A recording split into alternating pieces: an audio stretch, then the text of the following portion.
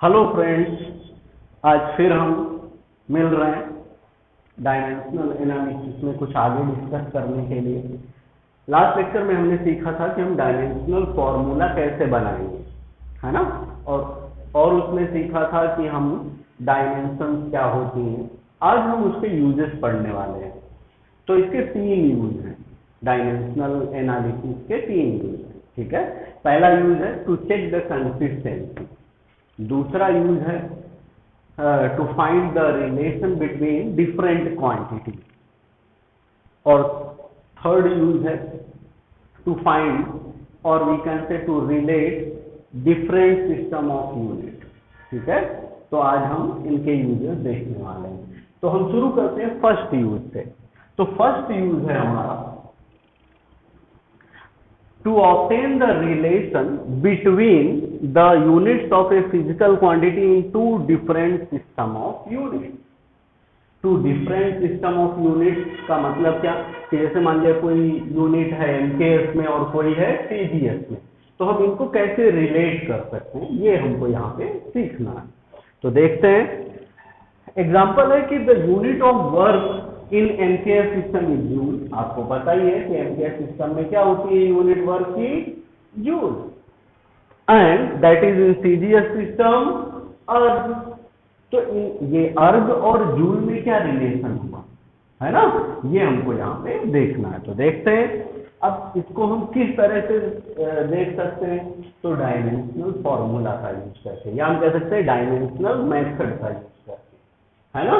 तो हमको उसका डायमेंशनल फॉर्मूला लिखना पड़ेगा वर्क का। तो डायमेंशनल फॉर्मूला फॉर वर्क आपको पता ही है, लास्ट लेक्चर में सीखा था, m1n2t-2।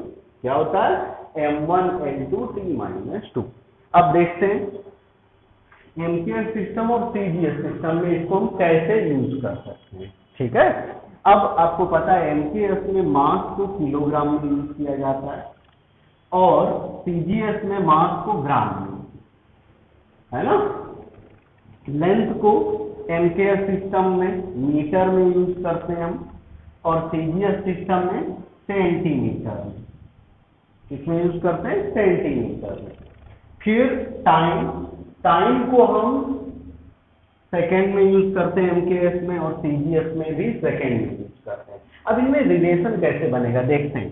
अब MKS में क्या है, केजी, और CGS में है ग्राम।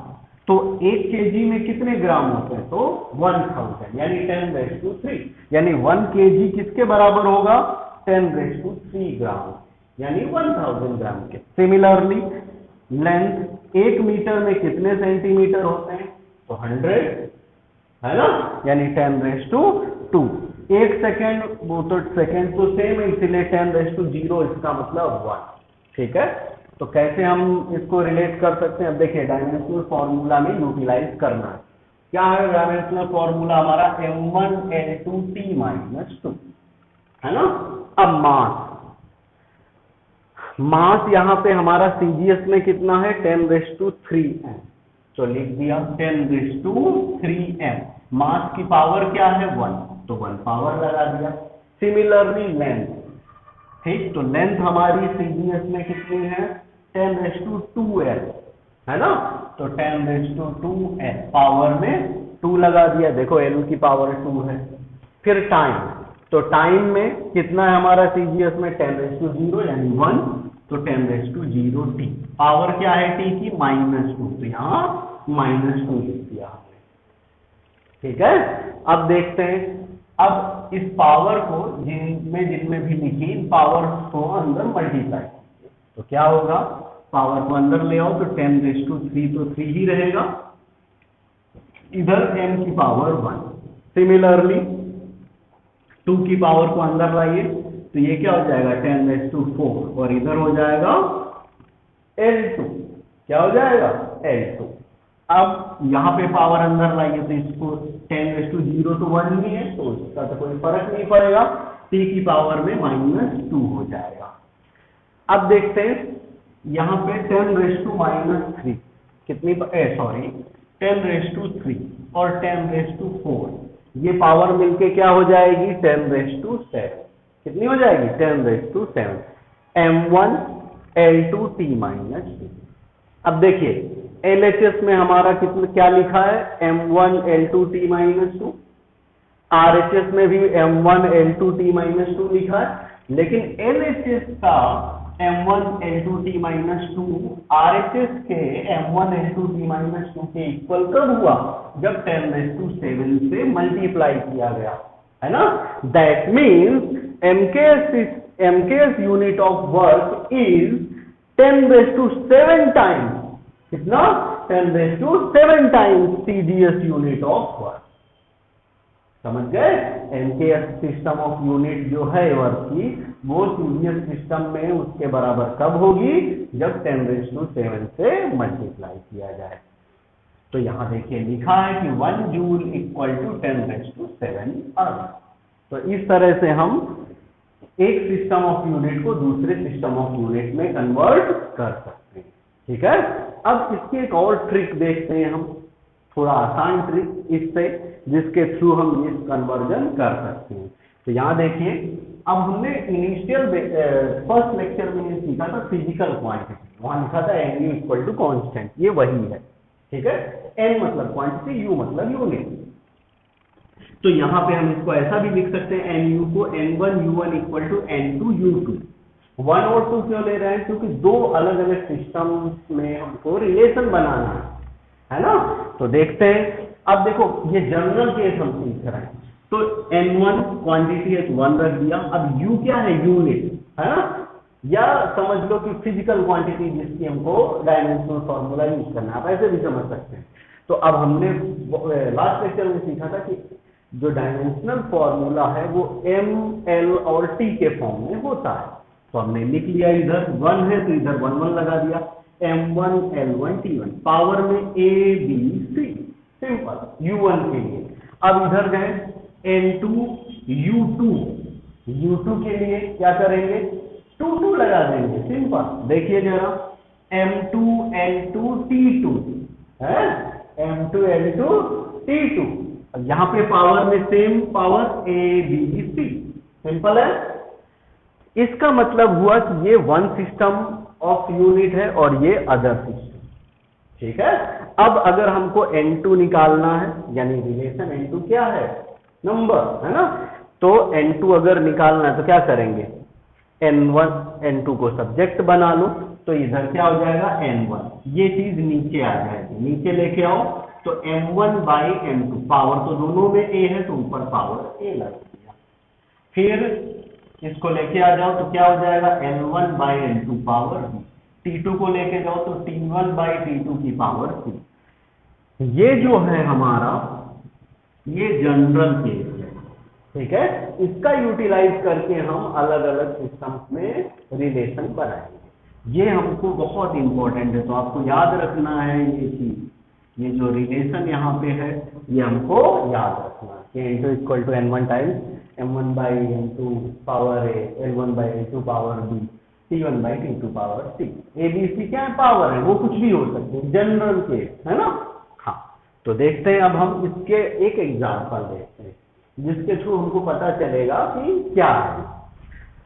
अब देखिए SI यूनिट ऑफ फोर्स, तो अगर हम फोर्स की बात करें तो फोर्स में क्या होता है भाई, SI यूनिट, तो हमको पता है न्यूटन, तो 1 न्यूटन किसके बराबर होता है, 1 kg मीटर पर सेकेंड स्क्वायर, 1 kg मीटर पर सेकेंड स्क्वायर। इसका मतलब डायमेंशनल फॉर्मूला क्या हुआ भाई फोर्स का, तो M1 L1 T माइनस 2 हुआ।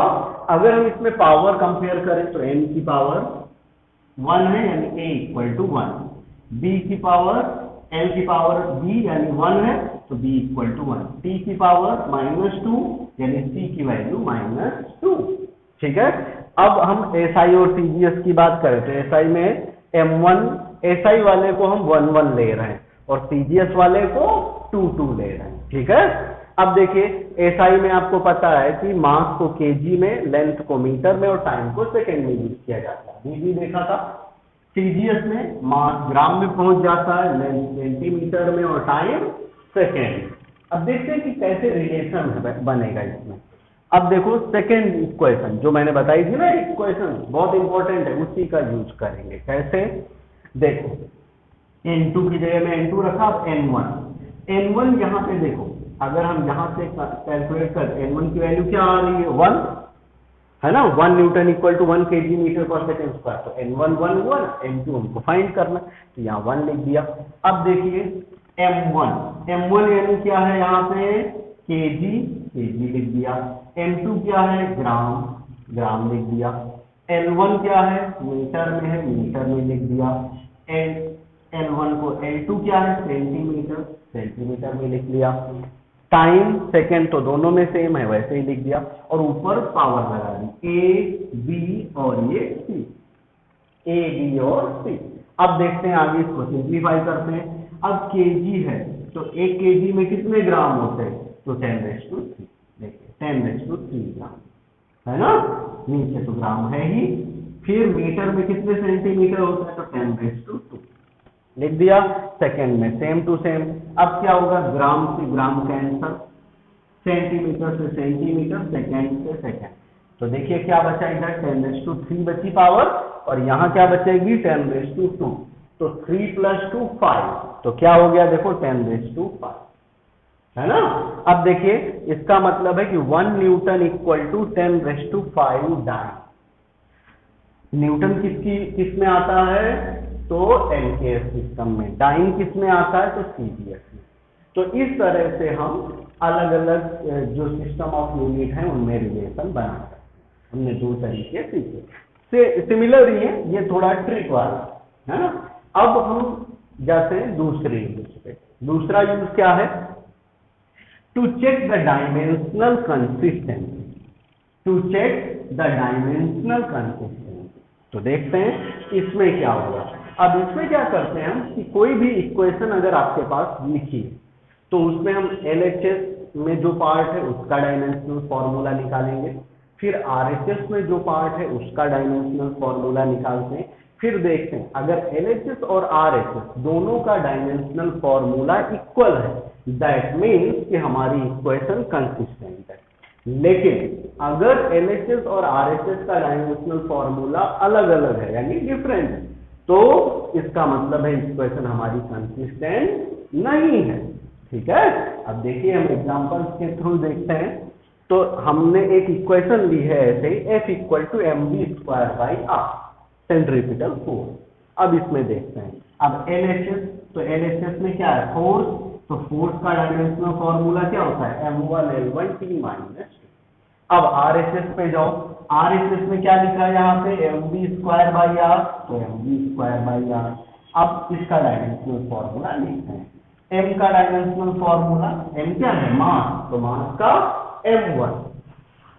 v का डायमेंशनल फॉर्मूला, तो v क्या है, वेलोसिटी, है ना, या स्पीड, जो भी बोलना चाहो अभी फिलहाल। तो वेलोसिटी का क्या होता है, L1T-1, तो यहाँ पे लिख दिया L1T-1, यहाँ स्क्वायर है तो पावर में 2 कर दिया।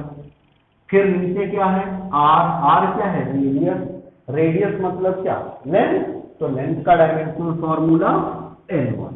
तो ये हमने सारी क्वांटिटीज के डायमेंशनल फॉर्मूला लिख लिए। अब हम इसको थोड़ा सा सिंप्लीफाई करते हैं।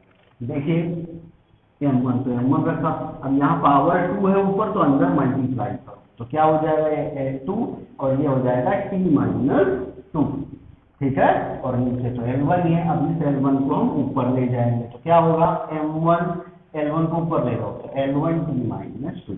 अब देखिए LHS में क्या था, m1L1T-2, RHS में क्या आया, m1L1T-2, दैट मीन्स कि LHS = RHS। इसका मतलब क्या हुआ, the equation is dimensionally correct, है ना। या फिर हम इसको ऐसा भी बोल सकते हैं, the equation is valid, dimensionally valid. Clear है। तो ये हमने 2 यूजेस के सीखे। ठीक है, अब देखते हैं थर्ड यूज को।